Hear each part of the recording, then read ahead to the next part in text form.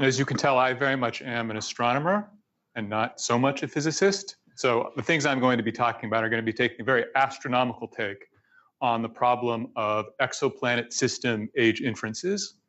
And so if you know something about planet formation and evolution, and even if you don't, I'll be telling you, that there's a lot we could learn if we had better age constraints on the host stars of the exoplanet systems, with of course thinking that the system and the host star are the same age, that would tell us things we don't already know about how those systems form and how they live their lives over the billions of years of their existence. So the work I'm going to tell you about is primarily the PhD work of JHU graduate student Jacob Hamer, who is a Hunter College alumnus. And this work is supported by the National Science Foundation. So the first slide in every exoplanet talk looks something like this. This is the distribution of known exoplanets on a log-log scale with orbital period on the x-axis and mass on the y-axis. The green points are individual planetary systems that have been discovered, and the blue points are the planets in our own solar system. So this diagram tells us there is structure. There are planets like Jupiter, maybe there's a little bit of a gap. There are planets very close to their host star, although of course this is because of observational biases. In a second, I'll show you a slide that does a much better job showing what's going on. There are smaller, lower mass close-in planets, but maybe not so many things that we've yet discovered like Venus or Earth. Now, if you want to look at a less biased view of this, this diagram actually encodes the occurrence of planets as a function of orbital period and mass, and not just the number of planets that we know about, which of course is heavily biased. This is the same thing, orbital period on a log scale on the x-axis, mass on a log scale on the y-axis. The darkness of the blue, the opacity of the blue in this diagram encodes how frequent planets are in that sector of orbital period and mass.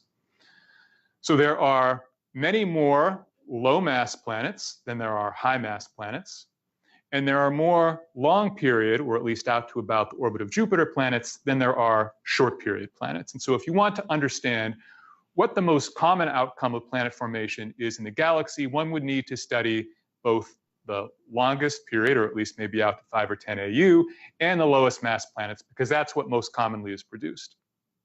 So now I'm going to violate my advice and not talk about those, and in fact talk about the close-in, heavily biased ones, because that's where the physics of tidal evolution starts to play a role. And in fact, this is tied into what is literally the second, as of yet, or at least before Jacob entered the scene, unknown problem in exoplanet astrophysics. This is a different view of this same thing, which has been enabled by transit surveys. So the very first diagram I showed you on the y-axis had the mass of the planetary system. That's something that we can infer based upon Doppler measurements. If the planet transits, then we can also infer the radius of the planet. Of course, if you have both the radius and the mass, that tells you something about the density, that tells you something about the structure of the planet. So this is orbital period on a log scale on the x-axis, and now radius on a linear scale on the y-axis. And this backs up what I said earlier. There are many, many more small planets than there are big planets, even though the observational selection effects are such that the big planets are much easier to see. Anyway, so these two diagrams are what people typically show when they talk about using exoplanets, the exoplanet population, and then doing some statistics on it to figure out what might be going on. But of course, this is only 3 dimensions that I've shown you. And there are several other dimensions that one could give entire colloquia talks about. So the first maybe is stellar multiplicity. What effect does a binary or a tertiary companion have on the planetary system that results? There's been a lot of excellent work on that, perhaps suggesting that maybe close-in planets are okay, but maybe longer period planets are less common in stellar binary systems.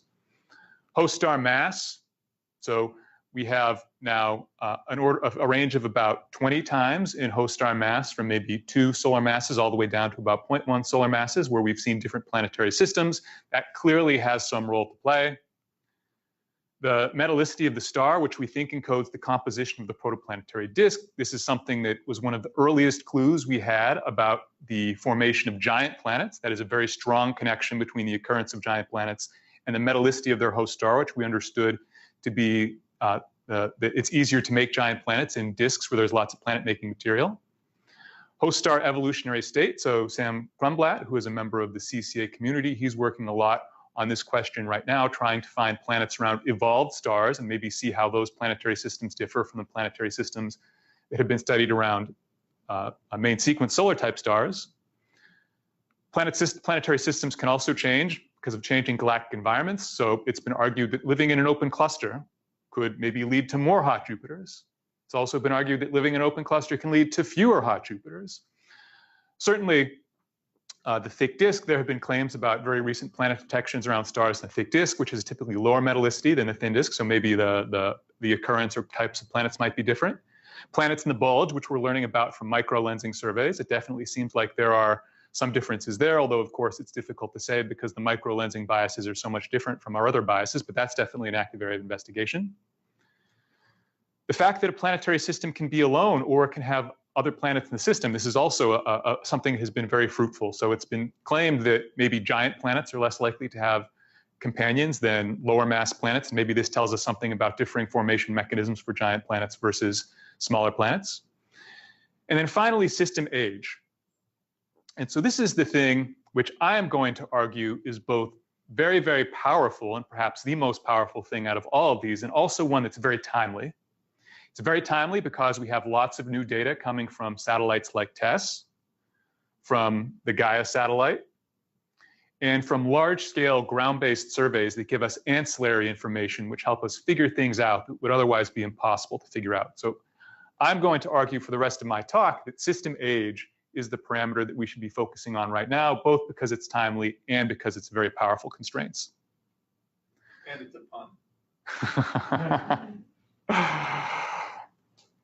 Okay, so the very first thing that I want to talk about is what's the time scale for planet formation and evolution? So the very first step is making the planets, and that happens when the parent protoplanetary disk is still around. So this is a classic diagram which quantified how long do protoplanetary disks exist by looking at the occurrence of disk signatures in young clusters as a function of age. So this is age in megayears on a linear scale on the x-axis, and the fraction of infrared excess, which is understood to be indicative of the occurrence of a disk on the y-axis. If one looks at young clusters, maybe 1 or 2 million years old, it seems like protoplanetary disks are ubiquitous. And as one moves to older clusters, the occurrence of protoplanetary disks goes down. And the typical understanding is maybe this is an exponential decay, and maybe the typical time scale is something like 3 million years. Although, of course, these all depend on pre-main sequence stellar evolution models to get an absolute age. And so there is some residual systematic uncertainty that maybe could push things a couple of megayears in either direction. Bottom line, planet formation happens, at least planets that have atmospheres, happens in the first 10 million years or so. And so what's going on in those first 10 million years? Well, planets are things that are built from the bottom up. So there's grains in the interstellar medium. They end up coupled with the gas into making a disk. They ultimately settle into the midplane. There's some growth there. Maybe there's some more growth in the midplane. Maybe they migrate. This is yet another thing that one could spend entire colloquia talking about. But there is some process which takes the millimeter-sized grains, the micron-sized grains that are in interstellar medium, and makes planetary embryos that are maybe something like the mass of the Earth, which have radii kind of like the radius of the Earth. So this is a process that goes on. There's a lot of unknowns yet to be solved in this, but it does happen because we have planetary systems. So somehow it all works itself out. So what happens then? After the disk goes away, lots of interesting dynamics happen, both secular dynamics integrated over many orbits and also very strong scattering events, which can happen very quickly. So these two diagrams, the first on the left has the number of years on a log scale from about 10,000 years to about 100 million years here. And these colors indicate that there is still a protoplanetary disk present at that range of separation.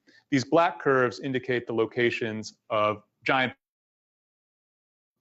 So these giant planets open up gaps in their parent protoplanetary disk. They stay more or less where they started out while that disk is still there. But once that disk goes away, a source of dissipation is removed from the system. So now these planetary systems start to exchange angular momentum. Eccentricities can be excited to the point that orbits can cross. And if orbits can cross, there can be strong scattering. And what happens here is this initially 3 giant planet system experiences an ejection, leaving behind only a single giant planet. And so this process is called planet-planet scattering. It's been hypothesized to explain eccentricity distributions, inclination distributions, lots of different observables. And if it happens in the strong scattering limit, it happens very quickly, maybe 10 to 100 million years after the formation of the system. One can also have a similar process here. I illustrate over here, which something similar happens where there's this illustrates the eccentricity and inclination excitation, where these planetary systems presumably start out on very circular orbits with low inclinations aligned with the disk. The disk is very effectively damping it. But when that disk goes away, you can have these strong scatterings, and one can end up with significantly higher eccentricities. We have absolutely nothing like this in the solar system, but that's not an atypical eccentricity for a giant planet, and a significant inclination between the planet's initial orbit and the orbit it ends up on. So if we could, oh, I'm sorry, Adrian. I was just wondering, why is it such a sharp cutoff in the disk? The outer part of the disk at the top there. Microphone. Oh, actually, I think the ceiling mics are on. No, the ceiling mics are not on. You do have to use them. Oh, okay. I was asking why there's such a sharp cutoff in the existence of the outer parts of the protoplanetary. Like right here? Yeah, that was just to the right. That's sorry, oh, edge to the right. Oh, here. That's just so it's thought that the nature of disk dissipation happens very quickly, and so this isn't done self-consistently in this model. This is imposed, but it is thought that it happens quickly.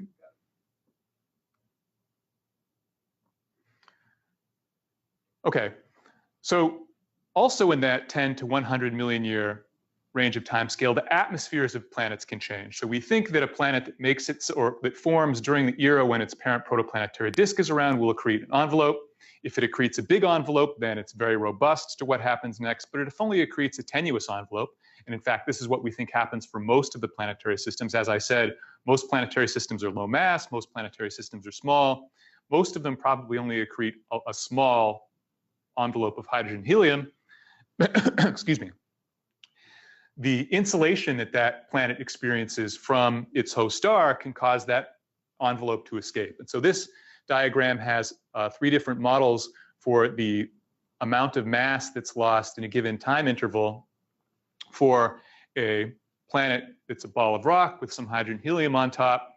And the amount of mass loss peaks in the range between a million years in the system's age. And this phenomenon is thought to have been seen very strongly by Kepler, producing the so-called Fulton gap. And so the physics of this process is not yet fully understood, but if one wants to explore it while it's happening, one needs to be able to find planetary systems in this range of age, and then also have reasonable constraints on the ages of the stars to watch this process happen in real time. Tidal evolution, which will be a recurring theme throughout this talk, is also something that can happen on now 100 million year to 1 gig year timescale. So now there are 3 things that tides can do typically. The first is illustrated here, is that tides can synchronize the rotation of a planet with its orbital period. And this is the thing that happens first.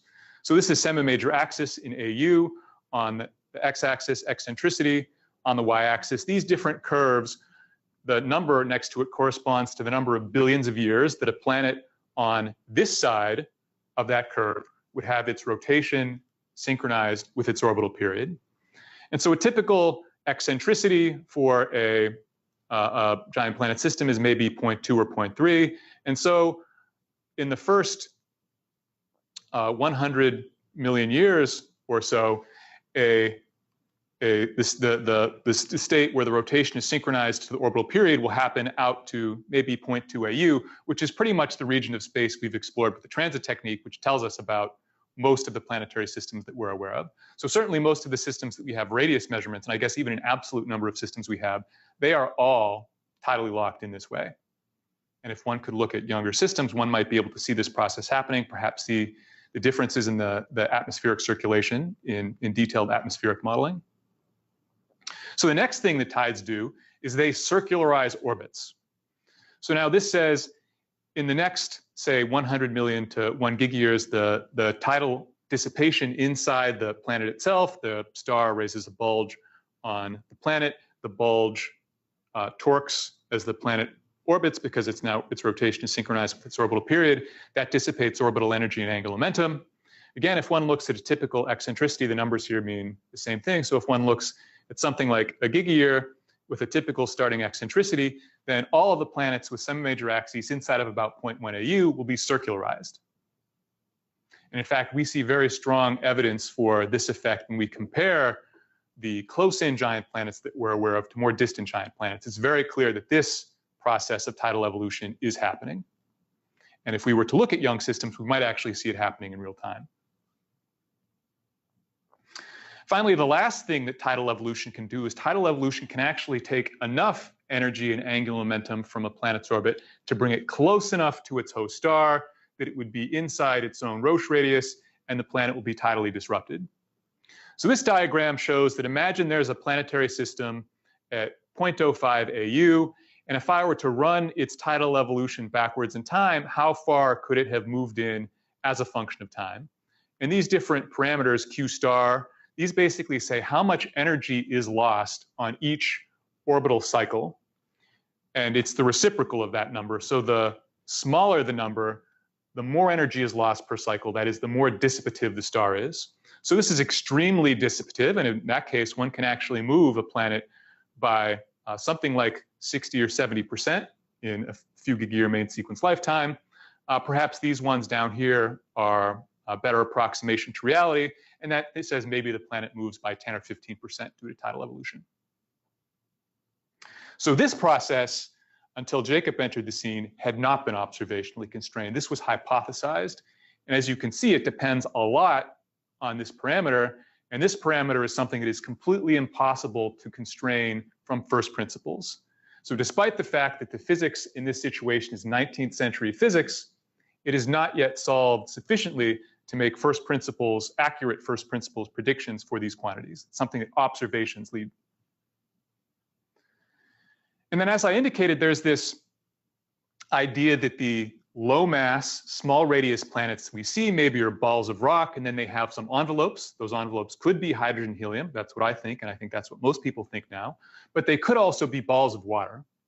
And if all we have are mass and radius measurements, it can be hard to tell those things apart. So what I've illustrated here, this is a diagram which has age on a linear scale on the x-axis and the radius of a planet with several different compositions. So this planet up here is a 17 Earth mass thing with a significant hydrogen helium envelope. This is kind of what Uranus and Neptune are like. Down here is a ball of rock, just 5 Earth masses.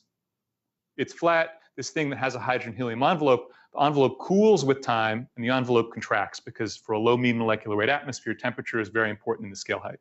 So as the temperature goes down, the scale height goes down. So for low mean molecular weight atmospheres, that's true. But for, say, a high mean molecular weight atmosphere that was made of water, it stays more or less the same. So again, if all I have is the radius measurement here, it can be very difficult to tell apart this ball of rock with some hydrogen helium on top and these essentially water worlds. And so this is something that measurements that looked at the radius distribution of planets as a function of age might give us some leverage on their atmospheric composition, even with the James Webb Space Telescope making these inferences, these differentiations between balls of water and balls of rock with hydrogen helium can be quite challenging because of things like clouds and aerosols in the atmospheres that consistently get in the way. And then finally, of course, there's go ahead. Thank you.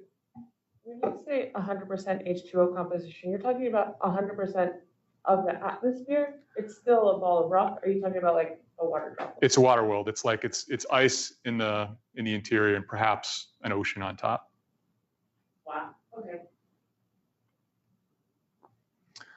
And so, of course, then there's also post-main sequence evolution.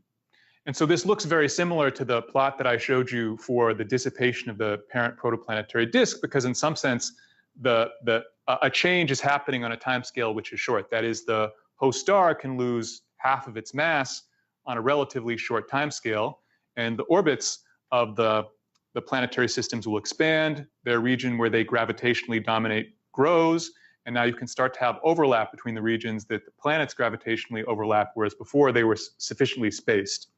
And so you can see something similar. Now this is time on a log scale. This grayed out area is the main sequence. These planets are happy secularly exchanging their energy and angular momentum. And then at some point, the host star's main sequence life ends, the system's planet's orbits expand, and that expansion causes a system that previously was stable to become unstable, and you can have these ejections again. So if we could have self-consistent ages across the main sequence to white dwarf evolutionary state, we might be able to actually even see some of these processes going on. That is the destruction of planetary systems at the end of the main sequence lifetime. Okay, so that at a high level is all of the wonderful things we could do if we had excellent ages from 1 to 10 megayears all the way up to 10 gigayears. Now, a lot of what I talked about is for very young systems, and of course, this is a very active area of research. There's a lot of excellent work. Trevor David here at the CCA has been a leader in the discovery and characterization of young planetary systems and going after many of these quantities. And it's important to say that we now know of a small number of very young and a growing number of maybe intermediate youngish age planetary systems that have been found with direct imaging and with the transit technique. And what these things have told us is that short period planets are in place by about 10 million years.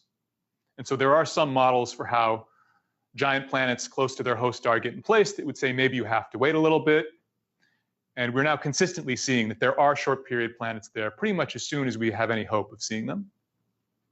It's also now been shown from direct imaging observations there are also giant planets at tens of AU, which are in place even before the parent protoplanetary disk goes away. So planet formation at those distances is fast, and any seriously considered model has to be able to explain the existence of planetary systems both very close in and very far away in just a few million years. Now, ultimately, it's still true at this current point in time, the samples of small planets are small. The samples of young planets are small, and so it's difficult to actually see these evolutionary effects if you only have a few points at any given age with relatively imprecise ages. We haven't yet seen direct observational evidence for a lot of the theoretical ideas I presented, at least for the young things.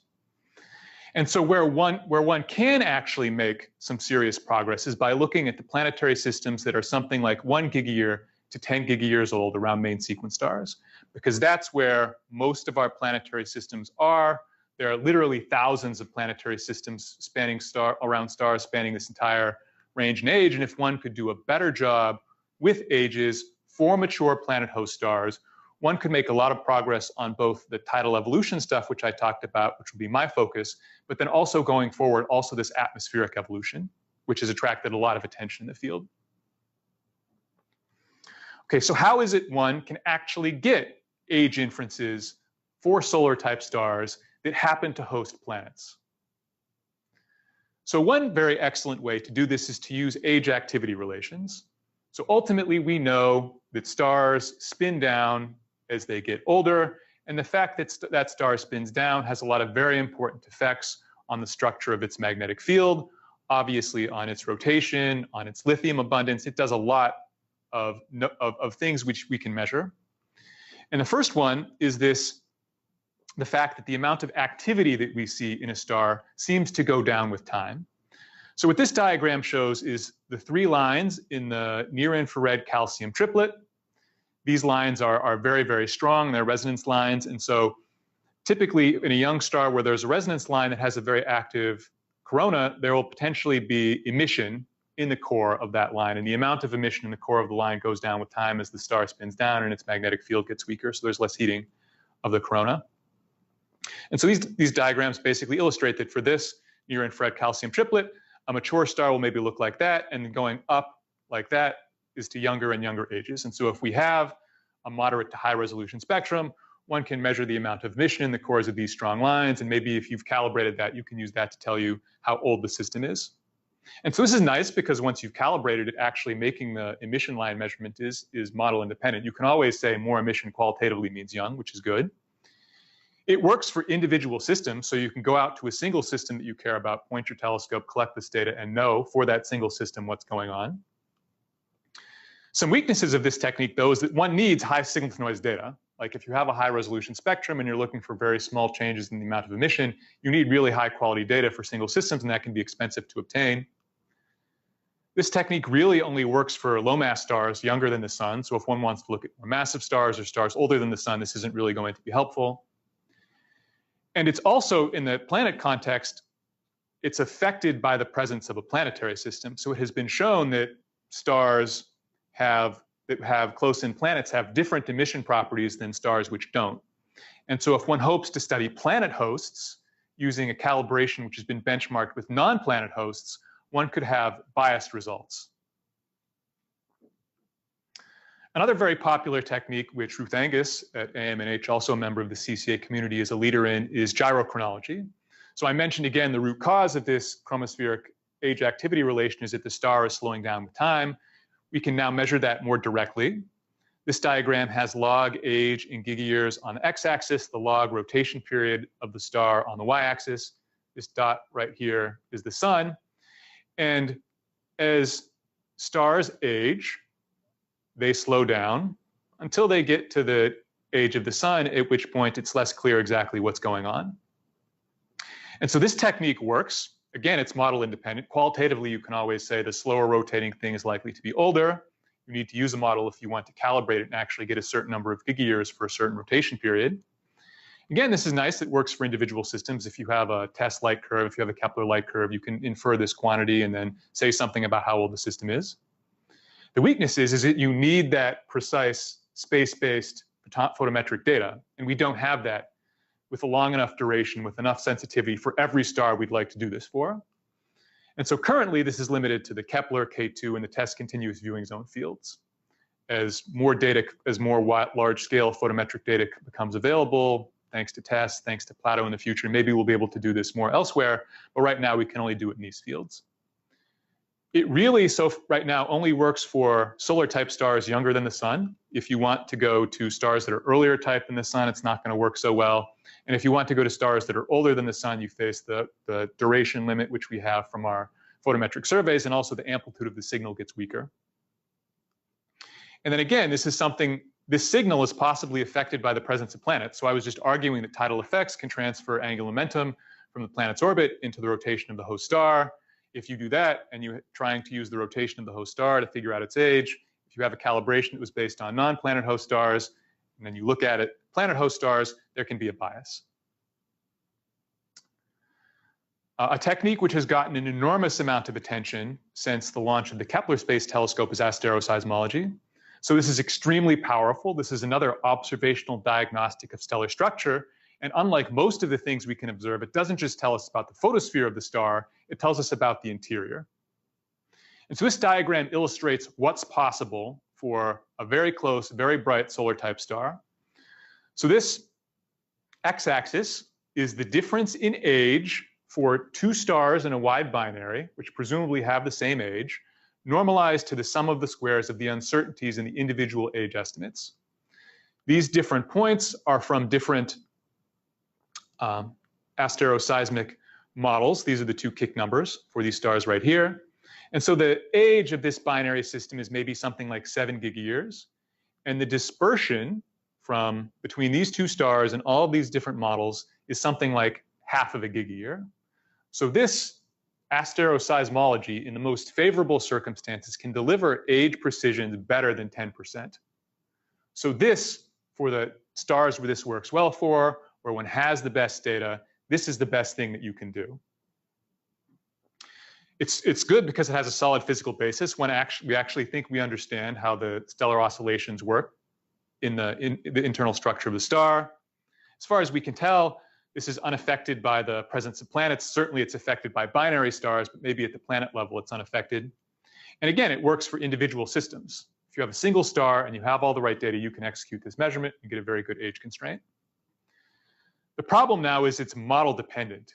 You have to use a stellar model to interpret these observables. And so if your stellar model has a problem, your inference will also have a problem. And we think our stellar models are very good, but maybe they're not good enough to deliver the 10% precision that seems to be indicated by this analysis. This is another technique that needs long duration, high cadence precision photometry. So again, you can only do this in the Kepler K2 or TESS continuous viewing zone. That's not the whole sky. It's not every star we'd like to do this for. And because the amplitude of the signal that we see for solar type stars scales with luminosity, it only works for stars maybe a little bit brighter than the sun. If you want to do this for a late G or K dwarf in the light curve, you're going to have a difficult time. So a technique that has been around for a very, very long time is the fitting of isochrones to observational data. This is an illustrative example where maybe we have some broadband photometry and an absolute magnitude for a star. We have some theoretical stellar models, and we say what theoretical stellar models can produce the observables that we observe for the star. This is another very, very powerful technique because it has solid physical basis. We think we understand stellar evolution reasonably well for solar composition, solar type stars. It's unaffected by the presence of planets. It works for individual systems. That's all good. And now, thanks to Gaia, we can do this analysis for hundreds of millions of stars, whereas in the era of Hipparcos, before we had Gaia, we could do this for tens of thousands of stars. So the precise astrometry from Gaia gives us distances. We turn those into absolute magnitudes, has caused an enormous advance in the utility of this technique. Once again, though, this is model dependent. If you want to use the grid of isochrones to fit to your observables, you need to rely on the fidelity of the grid of isochrones. For main sequence stars, they pretty much sit there and don't do anything for most of their main sequence lifetime. So the change in the observables with age is very weak. Even with Gaia, it can be difficult to get precisions better than about 25% for a main sequence star. And then, of course, these are limited by the usually significant uncertainties in things like stellar effective temperature and composition. So if you don't have the star characterized in the best possible way, your fit to those observables will also be degraded. And so all of these things that I've talked about to this point are either widely applicable but model dependent, or narrowly tailored but perhaps have a model independent property that's qualitative. What would be ideal would be to have something that is broadly applicable and also model independent. And so this is a technique which is certainly well known in galactic astronomy, but something that I pioneered in the context of exoplanet host star ages while I was a postdoc. And so the idea is a thin disk stellar population is formed from cold gas in the midplane of the Milky Way. One turns that gas into star particles, and once those star particles have been created, they start to live their lives in the galaxy. They interact with tidal arms, with other transient features in the disk, maybe with molecular clouds, and each individual star starts to experience random kicks from each of these interactions. And so that population, which initially started on nice circular orbits, going around the galaxy almost exactly in the midplane of the Milky Way, starts to expand in phase space. So its scale height distribution starts to change, and the velocity dispersion of the particles starts to change. And this is monotonic. It grows with time. And in particular, it grows eventually to saturation, but the point where it comes to saturation is about the age of the Milky Way's thin disk, and it turns out almost all of the planet host stars we know about are in the Milky Way's thin disk. So this is quite powerful to study ensembles of objects in the solar neighborhood that host planetary systems. So this is nice because now it's model independent. This just happens. This is a property of stellar populations in the galaxy, and it works over all age ranges. It'll work between 10 and 100 million years, and will also work between 5 and 10 gigayears. It's unaffected by the presence of planets. The planets are a tiny, tiny change to what this star particle is doing as it lives its life in the galaxy. And again, this is the sort of thing that Gaia data has made applicable on a much larger scale in a much more powerful way than we would have been able to do before Gaia. So the weaknesses of this technique now is it only works for ensembles of stars. If you were to give me a single star and I were to calculate how it's moving through space, maybe it would give me a hint of what it was, but it certainly wouldn't be deterministic. For the time being, this is only relative ages, that I can only say this population is older than that population, but I can't say how many gigayears older the populations are different. So that's definitely something we're working on. And this is disk star and location specific. So the galactic dynamics people in this audience will, of course, ask me why I haven't used actions instead of velocity dispersion. And if I were going to do that, I would have to specify a model for the galactic potential. It would make it model dependent. And that's not supposed to be a big deal in terms of that we think that the galactic potential near the sun is pretty well constrained. But what I'm going to do, I'm only going to do in a location specific context. I'm only looking in the solar neighborhood. I'm not trying to self-consistently compare stars that are 5 kiloparsecs from the galactic center with stars that are 13 kiloparsecs from the galactic center, where things like actions are objectively necessary. So now I'm going to focus on hot Jupiters for this first science result based upon this galactic velocity dispersion technique. And so this is the first class planetary systems discovered around sun-like stars. 51 Peg B, you might have heard, first planet around a sun-like star that was discovered was an example of this class of object. And they're defined roughly by their presence in this blue box between something like 10 Jupiter masses and something like 0.1 Jupiter masses with an orbital period less than about 10 days.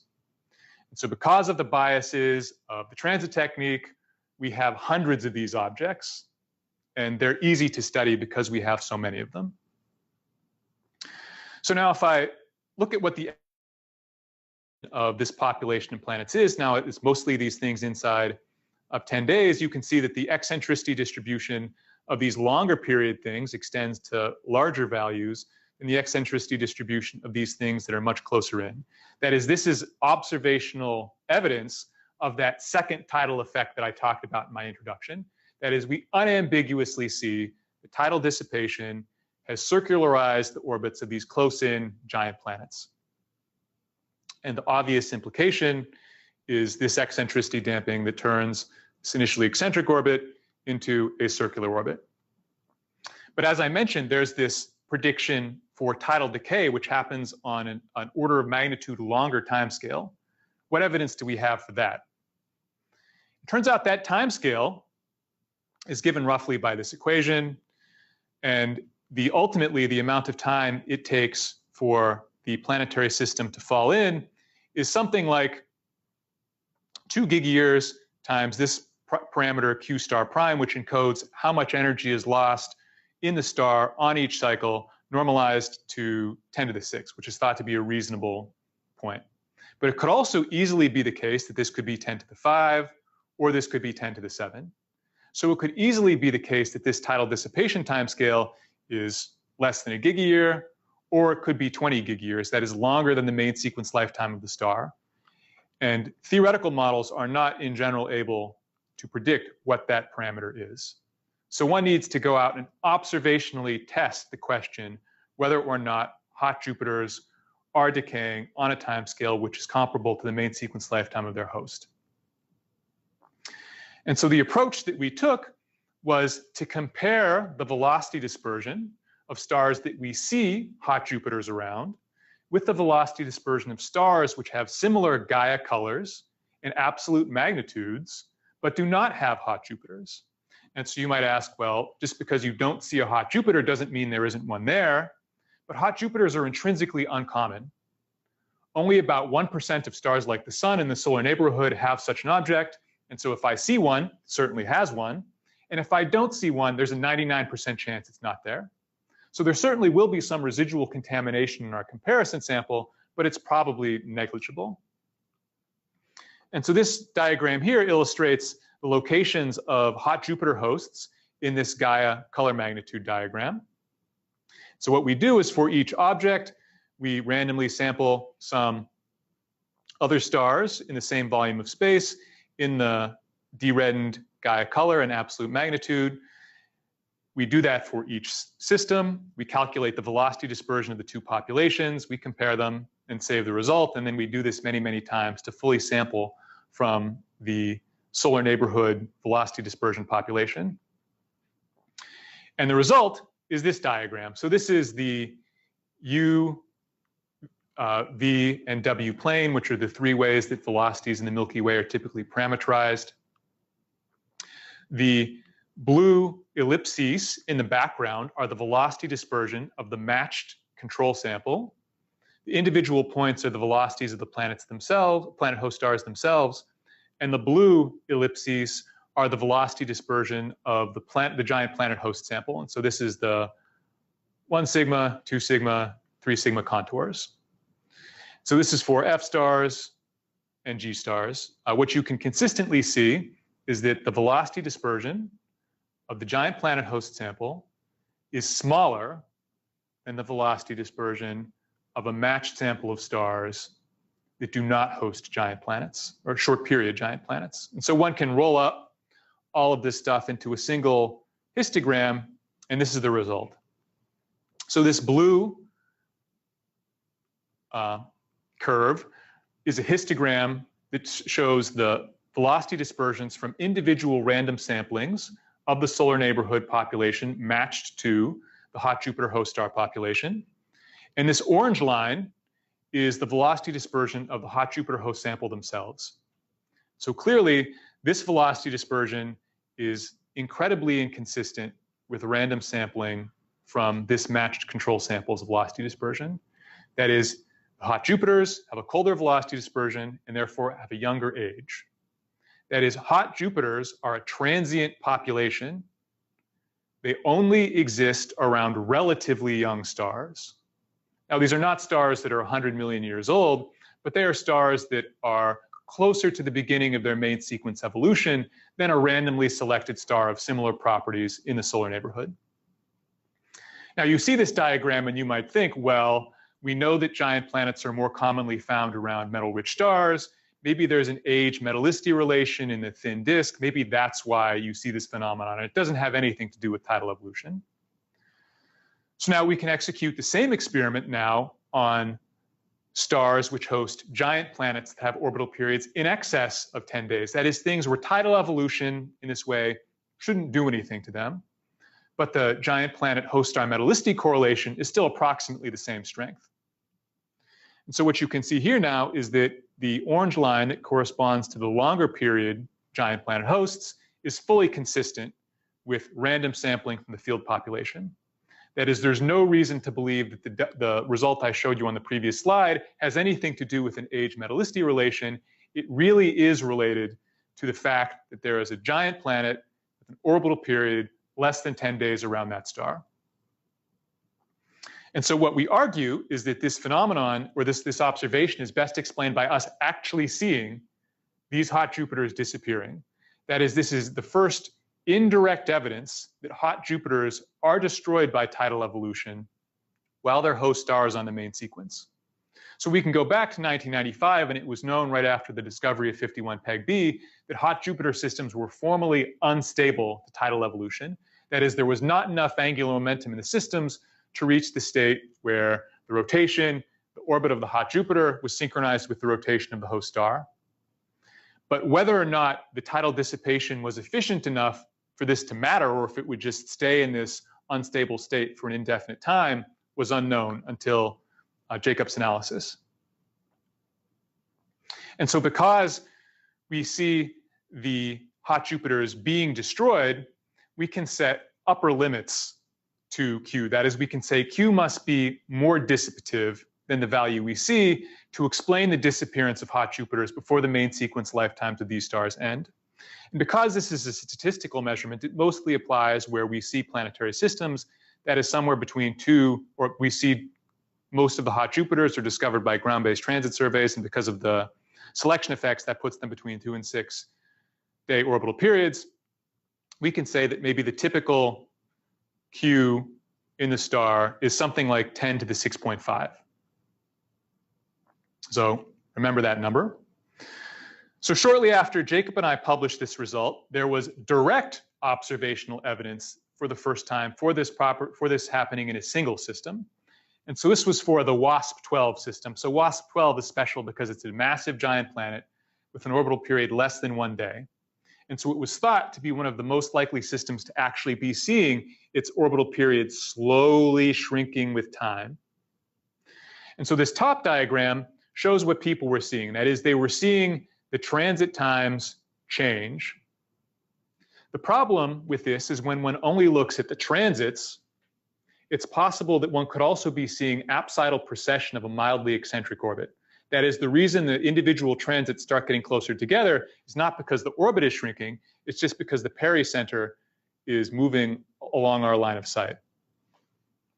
So this paper had the result where it not only had the transits, it used Spitzer to look at the occultations, that is actually seeing the hot day side of the planet go behind the star and seeing the dip in the brightness of the star in Spitzer. And once you have both of those data, you can easily disentangle the point where if it was precession, then the transits would be getting closer and the occultations would be getting further apart, whereas they would both be getting closer together if the orbit was shrinking. And that is indeed what they saw. So not only did we see indirect evidence for this at the population scale, very shortly after our result was shown direct observational evidence for a single system. And in particular, the Q constraint that was derived from those data is consistent with what we said. That is that the value of the tidal dissipation inside the star had to be below that level. Okay, so that is the answer to the second oldest question in exoplanet astronomy. So the first was, how did hot Jupiters get there? That's still something we're grappling with.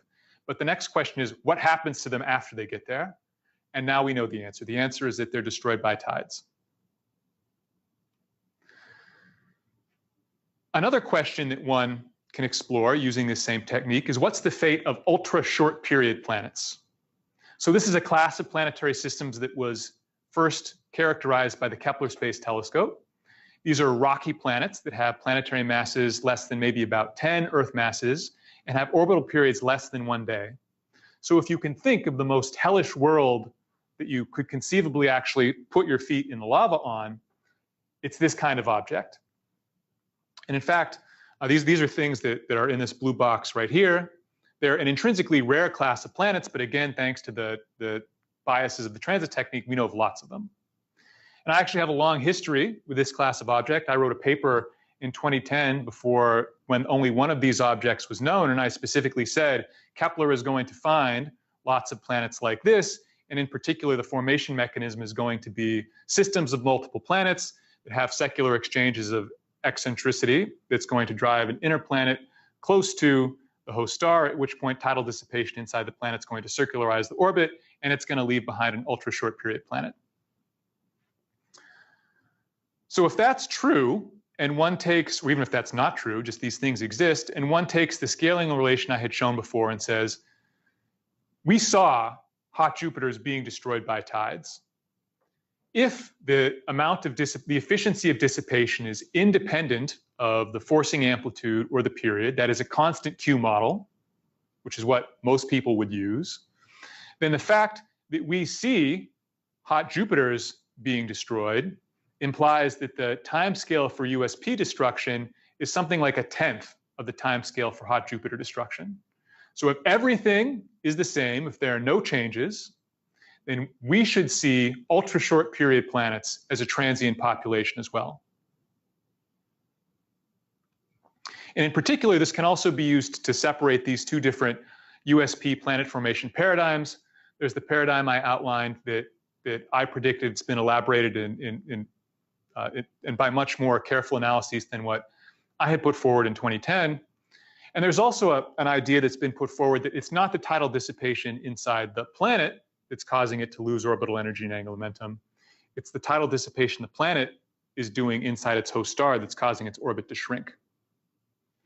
And as I just argued, if the tidal dissipation in a constant Q model is correct, then that is completely a plausible explanation. And so Jacob and I did the same thing. We went to now the Kepler field, where most of the ultra short period planets that are known reside. We did the same thing now, not in the solar neighborhood, but in the Kepler field, where we selected stars that don't have ultra short period planets, that have similar de-reddened Gaia colors and absolute magnitudes. We can say the same thing as before, that is, ultra short period planets are rare. That is, so if we don't see one, that means there's probably not one there. So it actually is a reasonable differential measurement. And we can calculate the velocity dispersion of the ultra short period planet host population, compare it to the field, and evaluate whether or not ultra short period planets are a transient population. Are they falling to the same fate as hot Jupiters? And what we found is that they have a velocity dispersion that's indistinguishable from the field. That is, there's no reason to believe that ultra short period planets are a transient population. That is, they are not experiencing the same fate as hot Jupiters. That is, a constant Q model is not a good explanation for tidal dissipation in the exoplanet regime.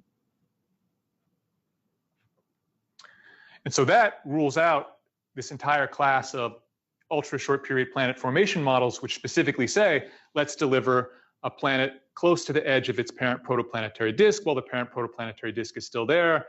And then let's use tidal dissipation to inside the star to slowly move it in. We can do the same thing as before now, because we don't see decay, we're setting lower limits on the amount of dissipation. And in fact, our estimates for the lower limit are inconsistent with this measurement for WASP-12. WASP-12 is a massive giant planet in the same range of orbital period. So we're seeing very, very strong evidence that this Q star parameter, the amount of dissipation inside a host star for every orbital cycle, depends on the properties of the forcing.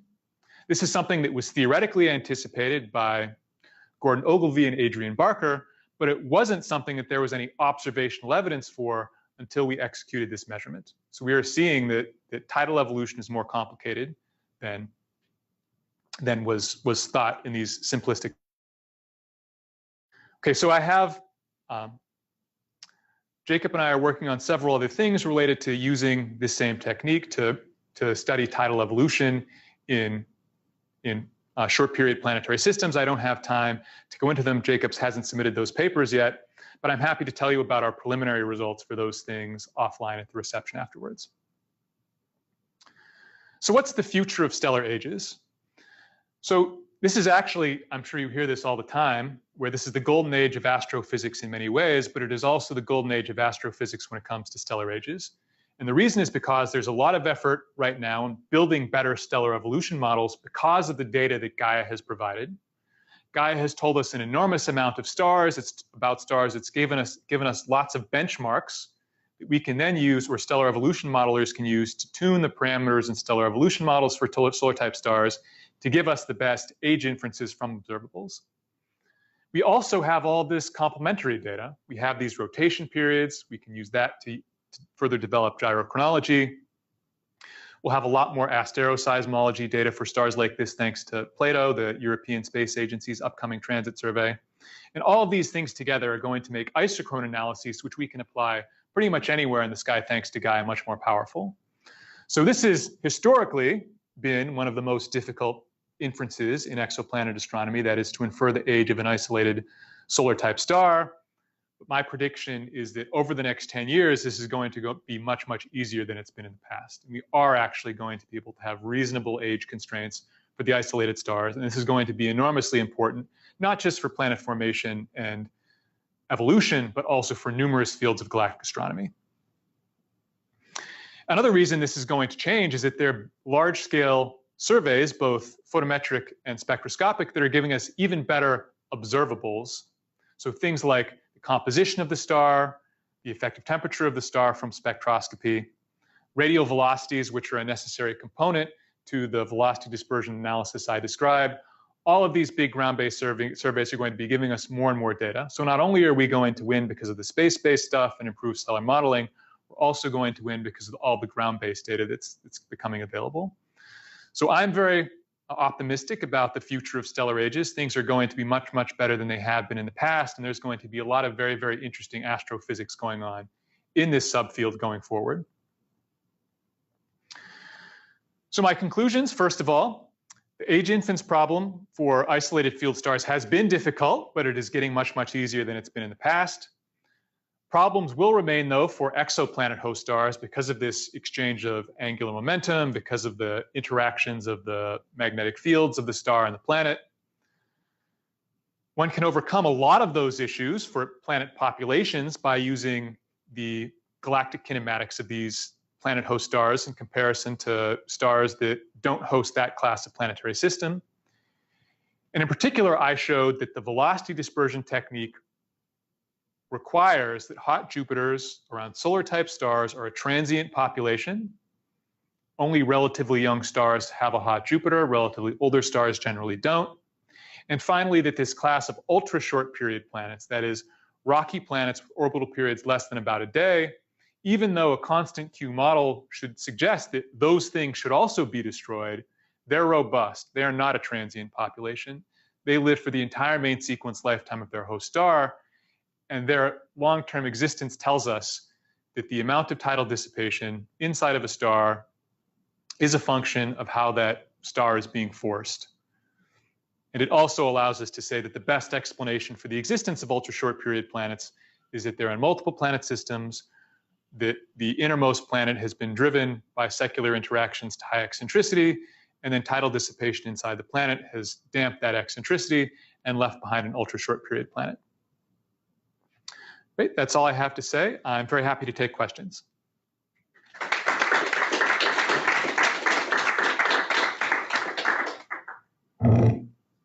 Questions in the room or So there's- via chat? There's two.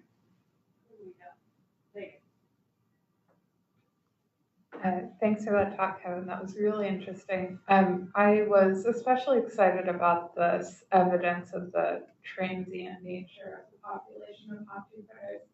I was wondering about kind of the fate of these systems after the hot Jupiter gets ingested, because I think that makes a couple of predictions. One being that the star will show evidence of this and say like enhanced lithium abundance, spin up. The other is that the planetary system will be disrupted. You would probably have no short period planets left because of the Jupiter sweeping in. So I was wondering whether there's an experiment to be done there by looking for these systems that have those two markers. Yeah, so the two things one could look for is one could look for the angular momentum which has been deposited. So for example, we know that hot Jupiters are more common around metal-rich stars. So maybe you would expect to see that there is some fast rotation phenomenon that seems to be more common around metal-rich stars, perhaps something similar for the lithium abundance that would also seem to be more common around metal-rich stars. The problem I foresee, though, is that hot Jupiters are intrinsically rare. Even for a metal-rich star, this is maybe a 5% sort of thing. And so I think one would need very precise estimates for a large number of stars over a range of metallicity, perhaps to tease something out. But it is in principle something that's possible. So if this explanation is correct, then it should be the case that there should be some population of metal-rich stars that has high lithium and has fast rotation relative to what it should be. And that's perhaps something we can look for in the future going forward. Let's do that. And then the second question, so there are not so many close in, we know from transit surveys that if you see a hot Jupiter, there's not often that many things on the inside of it. Now you might say, well, that's because they're inclined, and the hot Jupiter is especially effective at pumping the eccentricity and inclination of its companions, so maybe they are there. But it would be difficult to say, I think, much about that specific thing because of this problem in that even we don't really know how many are out there right now because of hot Jupiters being so effective at exciting eccentricities and inclinations. So I'm less optimistic about seeing that than I am about the maybe fast rotation and lithium abundance in metal-rich stars. Let's do Rachel next, and then Matteo, and then Ruth. Hey, Kevin. So I think this may be a much more naive version of Megan's question. And if that's the case, apologies for being a dumb galaxy person. But I'm trying to picture, are the hot Jupiters tidally destroyed like long before they would affect the host star? Or, I know there's evidence that sometimes the star can actually kind of eat the planet. And I think that's what you were talking about in response to Megan's question. So do you have a sense for which of those scenarios is most common? Well, so I think what happens is that, so it depends on the internal structure of the planet. Certainly it will lose its hydrogen-helium envelope first, but by the time it gets so close to that, the ball of rock that remains, I think, will also probably be close enough such that the ball of rock in most cases will also probably be consumed. So we think that there's probably a 5 to 10 Earth mass ball of solid material at the bottoms of these giant planets that in addition to the envelope will also eventually make its way onto the star. But I admit, I haven't done a detailed calculation about this. She's frozen. She looks so confused.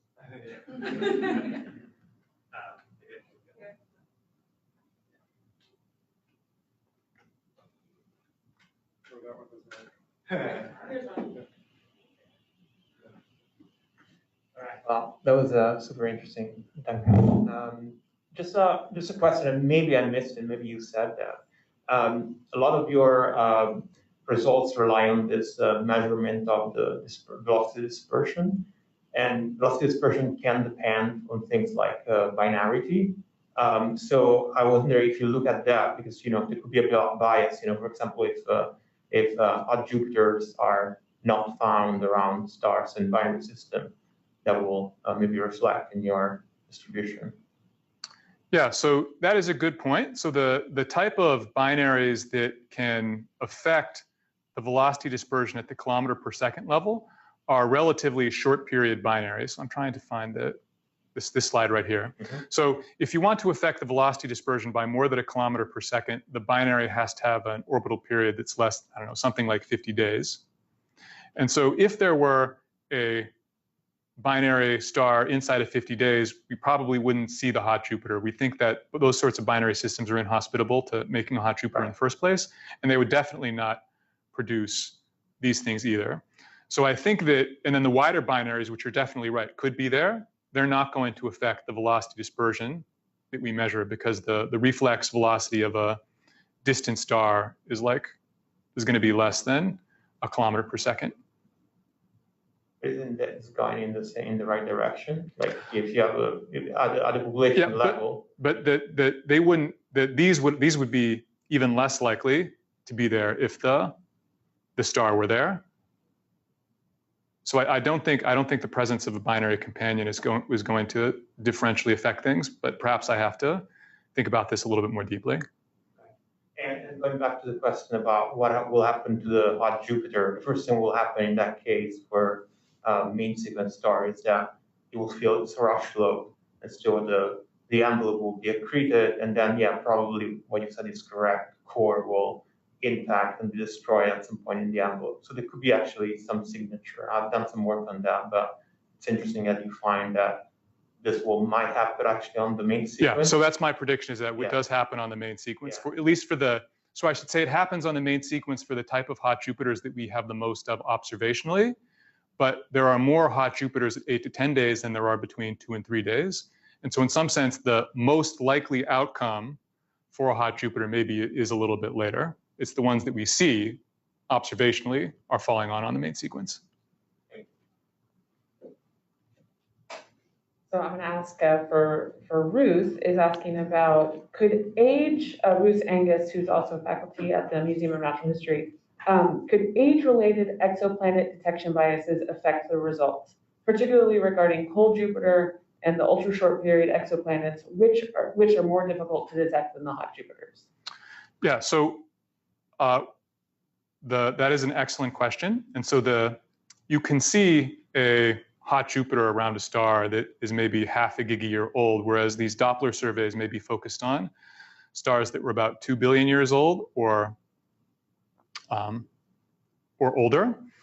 But the amplitude of this effect, in some sense, has been decreasing with time as Doppler surveys have become more and more able to access relatively younger things. And so qualitatively, that's true that the bias does go in the right direction. But if one were to ask, based upon all the other things that we have for these hot Jupiter systems, that is, if one looks at qualitatively what's been presented at the discovery papers about the rotation period, the activity, all these other things, it doesn't seem like most of them have ages less than about a gigayear. It seems like they have qualitatively have the same age range. So it's not impossible that could be so, but it would be really, really weird in the sense that all the discovery papers fail to report all these other bits of data which are suggestive of youth. So I have another question. Go ahead, Bill. So this is maybe the fourth version of Megan's question. Sorry, but is it possible to convert the hot Jupiter result into an estimate of how frequently you should have these planets that are doing this very slow overflow? Because presumably that would have first of all, it would be super cool to find even one such thing, and it must have some. Yeah, so I think yes, that is something one could do, and one could make a prediction about the rates of this sort of event. But we have not taken any steps towards doing that. Our hope is that perhaps, we don't have any concrete plans, but we're hoping once we've calibrated this using another type of analysis that we're interested in, then maybe we'd be able to make a more concrete thing per unit time. Right now, it's very qualitative, which makes it hard to make a numerical prediction. Sorry, guys. Yeah, I think that's super interesting, and I would love to talk more with you about the existence of short period planets around evolved stars, because we know they exist, so where do they come from? But that's a long discussion. I think more like in the shorter term, I was just curious what you think is, for example, like the new metallicities that we're going to get from Gaia DR3. It would be really useful for sort of redoing your Q-star analysis for all of those object systems.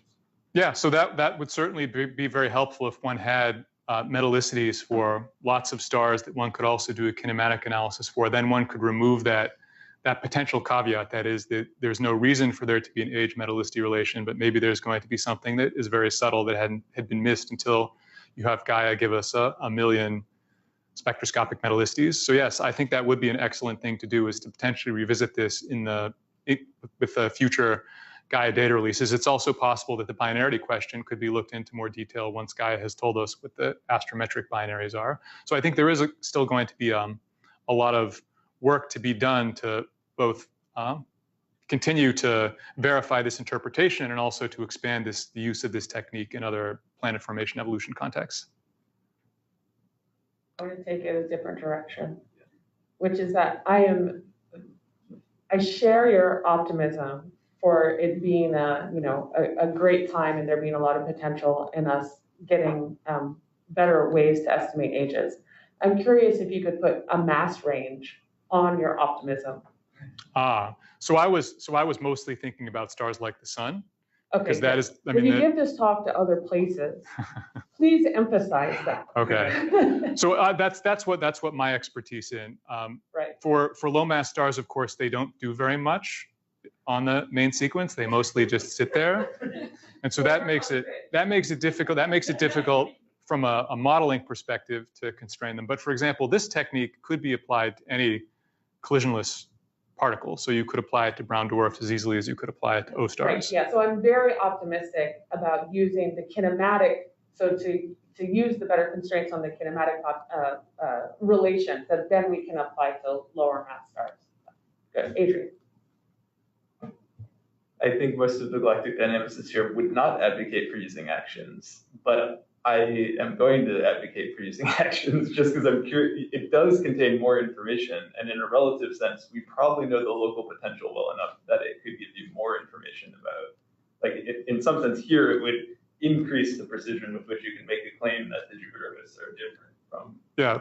So I do agree with you that in the intermediate to long term, that is the thing that should be done. But right now we are using this.